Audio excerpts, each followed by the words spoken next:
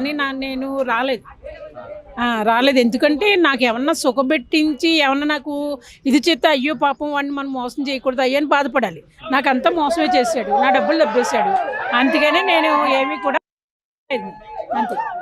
ఇప్పుడు నా షూట్లు నేను షార్ట్ ఫిల్మ్లు మామూలుగా మూవీలు నేను ఆర్టిస్ట్ని డాన్సర్ని మామూలుగా రామ్ చరణ్ పుష్పట్టు అవి వాటికి నేను మామూలుగా వెళ్ళిపోతున్నాను హ్యాపీకి. అంతే. ఇప్పుడు చాలా మంది రూమర్స్ తీసుకొస్తున్నారు కదా మీ మీద, అంటే రాకేష్ మాస్టర్ చనిపోయినా కొంచెం బాధ లేకుండా అలా తప్పు. బాధ లేకుండా అంటే బాధ ఉన్నది. ఒకసారి కూడా నా దగ్గరికి వచ్చి చేపట్టుకుని అమ్మ నన్ను చంపేశారు నాకు ఆకలేస్తుంది అన్నం పెట్టు అన్నాడు 2 గంటలకు వచ్చి. అప్పుడు నేను ఏడ్చి అయ్యో ఎందుకు చంపేశారు మీరు ఎందుకు వెళ్ళారు అనేసి నేను వీడియో కూడా పెట్టాను. అప్పుడు కూడా అందరూ నవ్వారు, ఏంటి 2 గంటలకు లేసి వీడియో పెడుతున్నామంటే. అప్పుడు నాకు కళ వచ్చింది. ఆ కళలో నేను ఏడుతా పెట్టాను. కానీ ఓ షోలో కూడా ఒక ఇంటర్వ్యూలో కూడా రాకేష్ మాస్టర్ మీకు బాధ ఎటువంటిది అనిపిస్తే నా బాధ ఏంటో కూడా నేను రియల్గా కూడా చూపించాను అందరికీ కూడా. మామూలుగా ఏడవమంటే ఎవరు ఏడవరు, కానీ ఆయన బాధ అనేటప్పటికి నేను ఏడ్చేసాను. అప్పుడు నాకు బాధ అనిపించింది, ఏడ్చేసాను. అప్పుడు కూడా అందరూ వద్దండి బాధపడొద్దండి, ఏదో ఊరికే మేము అడుగుతాం తప్ప అంతలా మీరేం బాధపడొద్దండి అన్నారు. అంతే అంతే. అంటే ఇప్పుడు చాలా రూమర్స్ వస్తున్నాయి. అదే విధంగా మీరు ఇప్పుడు తను పోయి 1 year కావచ్చు, 1 yearలో 8 నెలలు 9 నెలలు కావచ్చు. సో ఇప్పుడు ఎలా ఉంది, ఇప్పుడు మీ ఇంటి లైఫ్ ఎలా ఉంది? నా ఇంటి లైఫ్ అయితే నాకు ఎప్పుడు బాగానే ఉంటాను. నేను ఎప్పుడు ఆర్టిస్ట్ని డాన్సర్ని, సీరియళ్ళు సినిమాలు. మధ్యలో ఈయన దగ్గర బుకింగ్ అని తీసుకెళ్ళారు 15,000 ఇవ్వటం నెలకి.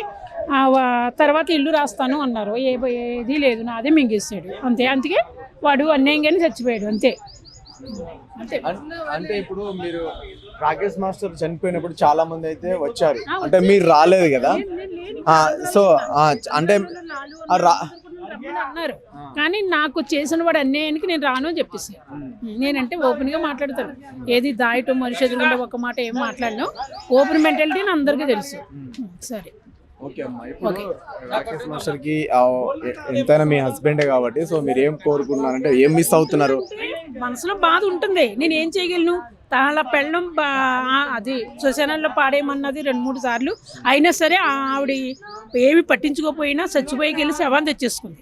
అంటే ఇప్పుడు తాగి, అంటే పిల్లల వల్లనే తాగుడు అలవాటు అయ్యి చనిపోయినట్టున్నారు కదా. నేను బాగా చేశాను. అంతమంది ఎవరు లక్ష్మమ్మ నాకు 2 పిల్లలు ఫుడ్ పెట్టలేదు, నా కొడుకు చూడలేదు, కూతురు చూడలేదు అని అంటే నేను చాదీసి నేను అన్నీ పెట్టాను. అందరికీ కూడా తెలుసు, పెట్టిందల్లా కూడా నేను వీడియో పెట్టుకునేది.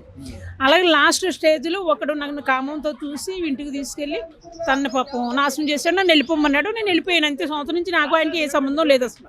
నా బతుకు నేను బతుకున్నా, ఆయన బతుకు చూడక తిండి పెట్టకే పాపం మంచి చనిపోయాడు.